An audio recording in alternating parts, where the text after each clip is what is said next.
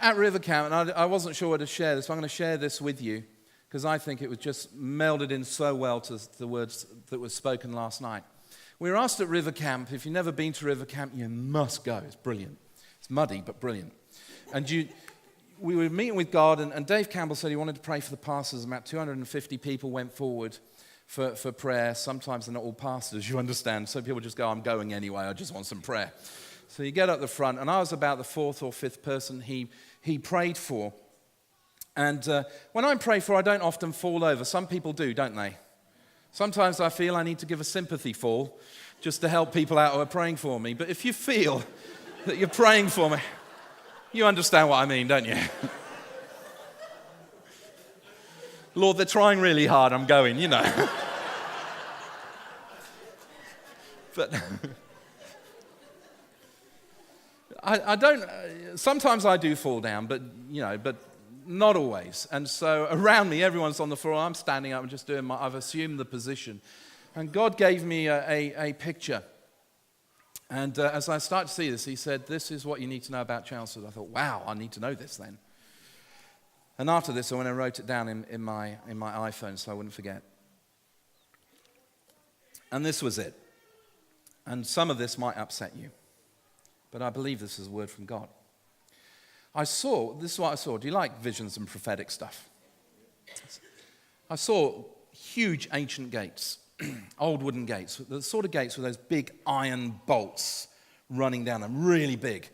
And big hinges. I mean, the hinges would have been sort of 6 foot across. Huge, huge hinges. But they were a bit rusted up. You know, the paintwork had come off. They looked as though they were there, but holding the gates on, but not really functioning too well. But they were present. And across this gate was a really long beam. It must have been 30 feet or more across, covered with dust. And then I saw... I will tell you as I saw it, because He speaks to me as I understand things. And so I was chuckling a bit as I saw this. I saw me abseiling down the gates, right? I know. Saw me abseiling down the gates. And I had some materials, and I was cleaning off these hinges and polishing them. And people started to sort of look up, because it's high, you know, and look up and say, oh, what's he doing that for? You know, there's all this to be done, but he's up there. And then I saw, you're in this, you'll like it. Then I saw Mike abseiling down beside me.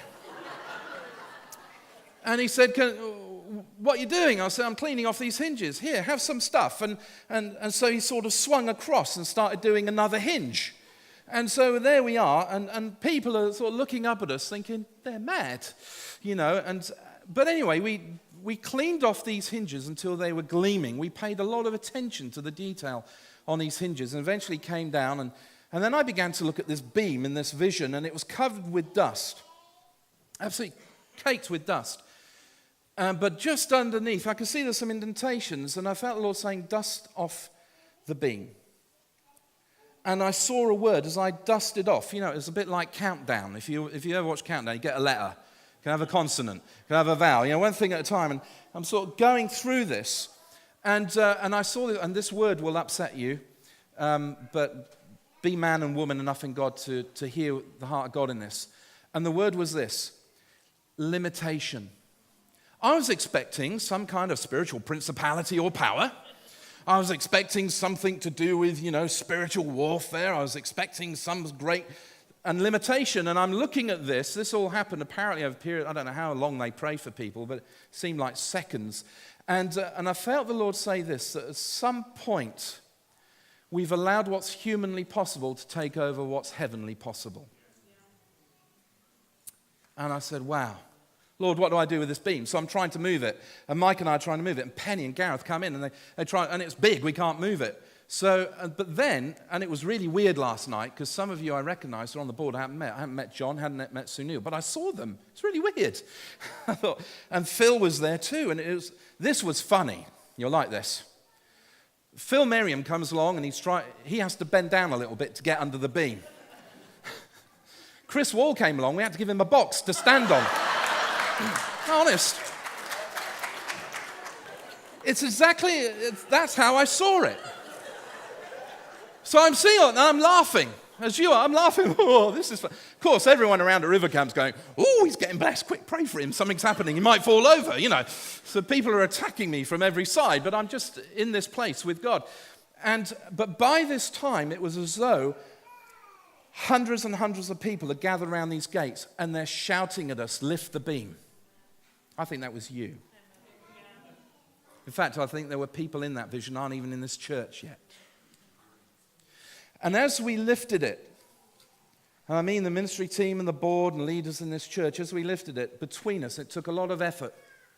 We lifted it about 5 or 6 inches. It disintegrated and fell into nothing. And I was excited by that. But then something really, sometimes these things don't always make sense. The perspective changed. And I suddenly realized that these gates were in the ceiling, that they were above us. And as I looked, I saw them, and I can even see them now in my mind's eye, set in the roof of this church. And I said, Lord, what are you showing me? And he said to me, this is the portal of blessing to heaven that's been blocked. That should excite us. So I said, Lord, what are the hinges? Because it's no good trying to lift the beam until the gate will swing freely open. And here were the 4 areas. Faith, Pentecostalism, love, and you might say these things are in the church already, but there needs to be a greater measure. Love and unity. 4 hinges. My friends, if you want to know what on earth I'm going to be doing over the next period of time, and I said to the Lord, I was praying about it this morning, I said, Lord, do we now go on a teaching about faith? Do we teach about unity? Do we teach about Pentecostal stuff? And yes, we will, but this is what the Lord just added to that. He said, you demonstrate those things. That's how you tend to. My friends, we're in for a great adventure. We're in for a great adventure.